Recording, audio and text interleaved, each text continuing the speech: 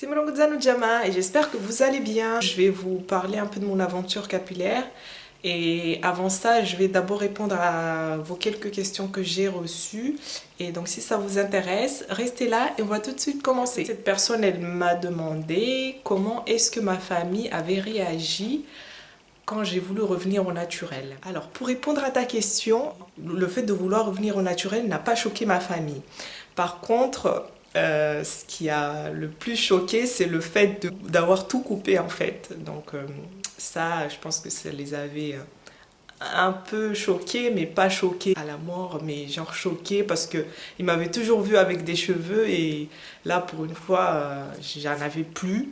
Voilà pour ta question. Une autre question, c'est des questions que j'ai reçues sur Snap. D'ailleurs, si vous ne le savez pas, je suis sur Snap, donc vous pouvez me suivre sur Snap, c'est Doua Crépus. Donc n'hésitez pas à m'ajouter. Je suis aussi sur Facebook, ma page Facebook porte le même nom que ma page YouTube, Doua Crépus Uzuri, donc n'hésitez pas à aller faire un petit tour si ça vous intéresse. Donc les quelques-unes des questions que j'ai reçues sur Snap, je les ai notées, mais malheureusement, j'ai pas noté les noms des gens, donc j'ai reçu des messages de filles qui me disent souvent sur Snap et sur YouTube, oui, mes cheveux ne poussent pas, ça fait genre 1 an ou 6 mois que je les ai coupés, mes cheveux ne poussent pas. Et quand je discute un peu plus avec ces filles-là, elles me disent, oui, mais j'ai coupé 2, 4, 5, voire même 6 centimètres le mois dernier ou il y a 3 mois. Et moi, je suis genre bloquée, quoi. Je comprends pas. Donc, à chaque fois que je demandais à ces filles-là, je ne l'ai pas toujours fait, mais à chaque fois que je demandais pourquoi tu coupais tes pointes, parce que je me suis donné une routine, je coupe mes pointes tous les 6 mois, ou tous les 3 mois, tous les 2 mois. Là, je pense que c'est une grosse bêtise. Pour ma part, hein. Après c'est mon avis, vous en faites ce que vous voulez, vous pouvez le contredire ou pas.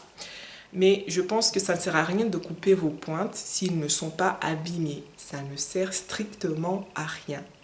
Elles me disent qu'elles font ça par prévention. Par prévention, pour moi, la prévention, c'est les soins. Pourquoi on coupe les pointes? Parce qu'il y a des fourches ou sinon parce qu'on a des nœuds. Donc pour ça, pour éviter les fourches, c'est les soins. Il faut faire des soins et régulièrement regarder vos pointes. Si vos cheveux ne sont pas assez longs et que vous ne voyez pas vos pointes, ce que je vous conseille, c'est de demander à quelqu'un de vérifier à votre place, de demander est-ce que j'ai des fourches, est-ce que j'ai des nœuds. Donc pour éviter les fourches, faites des masques, faites-vous une routine capillaire et dites-vous que vous allez faire des masques régulièrement. Et pour éviter les nœuds, c'est au niveau des gestes que vous allez faire. C'est les gestes que vous allez faire, c'est la manière dont vous allez traiter vos cheveux avec vos mains ou avec un peigne. C'est ça qui fera que vous aurez des nœuds ou pas. Évitez de vous donner une routine pour couper vos pointes inutilement. Coupez vos pointes si vraiment vous voyez que c'est la catastrophe, que ça ne va pas, que vous n'arrivez plus à démêler, que tout est emmêlé. Non. Bref. Donc voilà pour tout ce qui était en gros des questions capillaires que j'avais reçues ces derniers temps. Alors, pour ce qui est de mon aventure capillaire, jusqu'à ce que je défrise mes cheveux en 2014, j'ai toujours été au naturel. Les soins que j'apportais à mes cheveux sur ma tête se résumaient à ça. C'est que je faisais des tresses, on me faisait des tresses le week-end, soit le samedi ou le dimanche. Je gardais les tresses toute la semaine. Le week-end d'après, on me refaisait des tresses, je les gardais toute la semaine et ainsi de suite. Ça a toujours été comme ça jusqu'en 2009, quand je suis arrivée en métropole. C'est là que j'ai vraiment pris conscience que j'avais des cheveux sur la tête, puisque là, en fait, je me suis retrouvée toute seule avec mes cheveux à ne pas savoir quoi faire. Et je pense que mon histoire capillaire ressemble à beaucoup d'histoires capillaires de jeunes filles, de jeunes femmes mahoraises. Parce qu'à Mayotte, en fait, on nous apprend à tresser l'autre, mais jamais on nous apprend à nous tresser nous-mêmes. Ce qui fait qu'une fois qu'on se retrouve quelque part, tout seul, là on se dit « Ah, qu'est-ce que je vais faire? Qu'est-ce que je vais faire de ces cheveux? Qu'est-ce que je vais faire de ces touffes ?» Et c'est là que commencent à nous passer dans la tête des idées cheloues. Et si je faisais une coloration? Et si je défrisais? Peut-être ça irait mieux. Donc c'est exactement ce qui s'est passé avec moi. Je me suis retrouvée toute seule avec mes cheveux. j'ai réalisé qu'en fait j'avais des cheveux. Parce que quand c'est les autres qui s'en occupent, voilà quoi, c'est tranquille. À Mayotte, normalement, toutes les filles savent tresser le strict minimum, le moja moja. C'est pour vous dire que je pense que pour éviter de se sentir mal avec ses cheveux, de ne pas savoir quoi en faire, il est important d'apprendre à s'occuper de ses cheveux soi-même. Ce que je trouve maintenant super méga logique. Avant, c'était pas possible pour moi de me dire ah bah là j'ai envie d'aller faire des soins, de me tresser surtout, de faire une coiffure protectrice, moi me la faire, cette coiffure protectrice sur ma tête, non.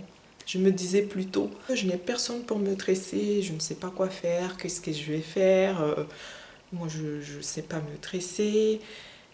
En fait, je passais mes journées, mes week-ends, parce que c'est les week-ends que je tressais et c'est surtout les week-ends que je déprimais, que je n'avais personne pour me tresser. Je passais mes week-ends à me plaindre que je n'avais personne pour me tresser. Et en plus de ça, avec tous les a priori avec lesquels j'étais partie de Mayotte. Si on se tresse soi-même, on perd nos cheveux.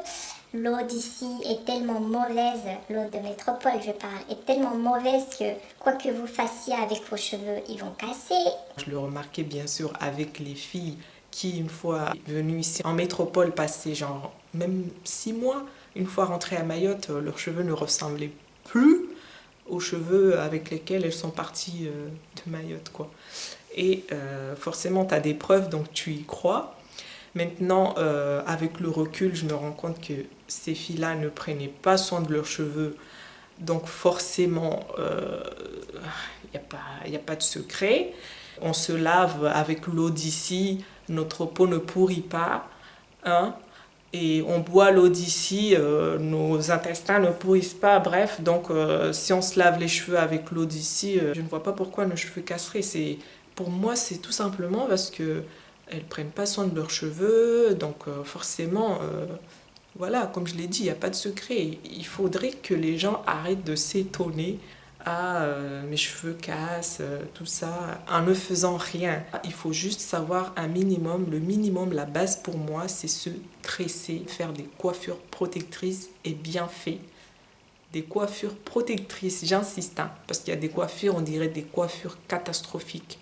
Apprenez à vous coiffer vous-même, à vous faire vos coiffures protectrices vous-même. J'ai fait 2009, 2010, 2011, 2012. 2012, là vraiment ça cogitait dans ma tête et si je défrisais, franchement ça serait plus facile, la vie serait belle, j'aurais qu'à me lever le matin à faire ça et puis ça serait super nickel. 2013, 2014, j'ai dit ah non j'en peux plus. 2014, oh j'ai 24 ans. Si je veux faire un truc sur mes cheveux, c'est maintenant, c'est pas dans 10 000 ans.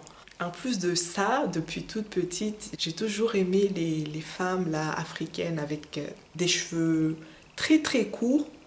J'ai toujours adoré ça et j'ai toujours aimé tester sur moi. Je vous conseille, si vous voulez couper vos cheveux à ras très très courts, de regarder un peu l'entourage dans votre famille et les garçons, parce que voilà, on a plus ou moins la même forme des têtes entre frères et sœurs. Et si ça passe pour le frère, vous dire ouais, ça passera peut-être pour moi. Surtout si on vous dit que vous ressemblez un peu. Au moins comme ça, vous êtes sûr que vous le porterez bien. Parce que c'est pas tout le monde qui porte bien les cheveux très très courts. Hein, on va se l'avouer, on va pas se mentir. Donc si vous hésitez, vous vous dites ah j'ai peur que ça ne m'aille pas, mais j'aimerais bien le faire, mais j'ai peur. Je vous conseille de regarder la forme des têtes de votre famille, essayez de vous placer un peu, de voir si ça peut vous aller ou pas. Donc c'est ce que j'avais fait et je me disais ouais je pense que ça m'ira bien.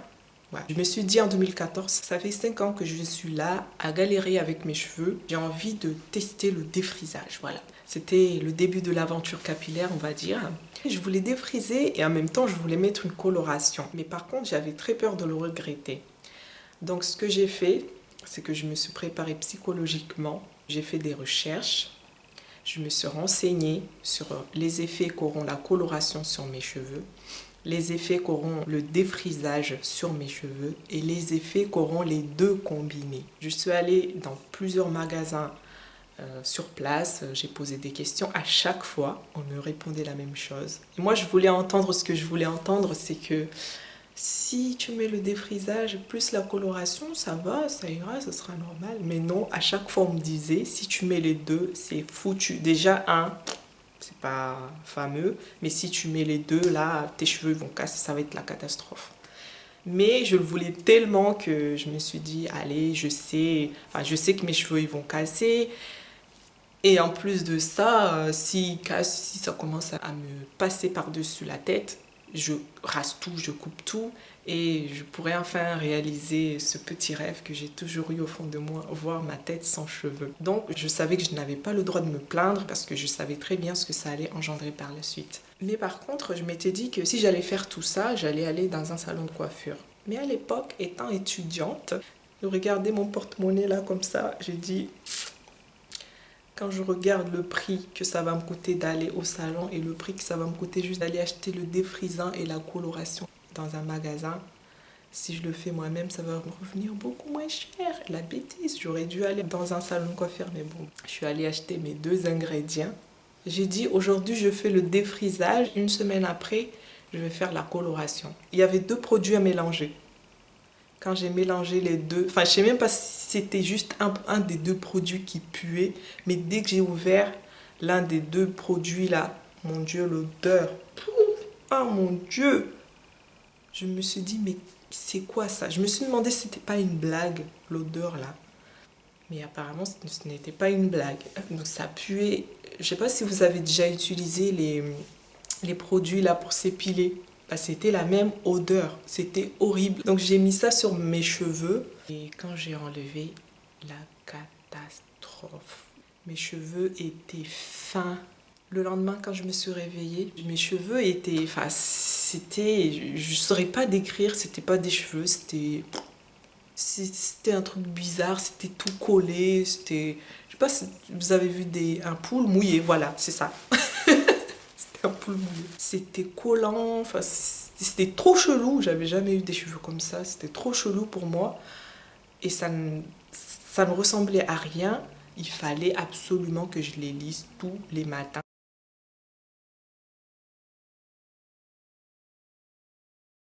Au bout d'un mois, j'ai décidé de couper une frange. Et en même temps, j'ai fait le premier tissage de ma vie.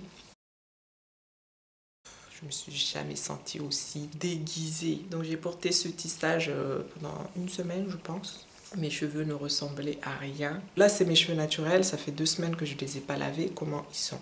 Si c'était les cheveux que j'avais quand j'étais défrisée, 2 jours sans les lisser, c'était la catastrophe. Les gens ils me complimentaient quand ils me voyaient. Ah, ça va bien, la coloration et tout. Je les avais lissés, donc ça donnait bien quoi. Mais le lendemain, ils n'étaient pas là, donc ils ne pouvaient pas dire en fait c'est horrible. C'est que moi qui le voyais. Et au bout d'un mois, j'ai commencé à supplier une personne de me les couper. S'il te plaît, s'il te plaît, s'il te plaît. La personne, elle a dit non, non, non, non, non. Je suis restée avec ces cheveux-là pendant 5 mois. Au bout du 5e mois, je dis bon, là ça ne va vraiment pas, enfin c'est pas possible. J'ai 2 textures là, je ne peux pas rester avec ces 2 textures là, ça devient insupportable pour moi. J'ai supplié encore une fois la personne de me couper les cheveux et au final elle a accepté. Merci. Elle a tout enlevé. Je me suis sentie libérée, mais j'ai adoré, franchement j'ai adoré porter mes cheveux courts. Donc j'ai pas cherché à enlever les bouts défrisés là et à laisser la partie qui avait déjà poussé, ça avait quand même pas mal poussé, 5 mois quand même. Moi j'ai voulu tout enlever, juste pour voir ma tête nue.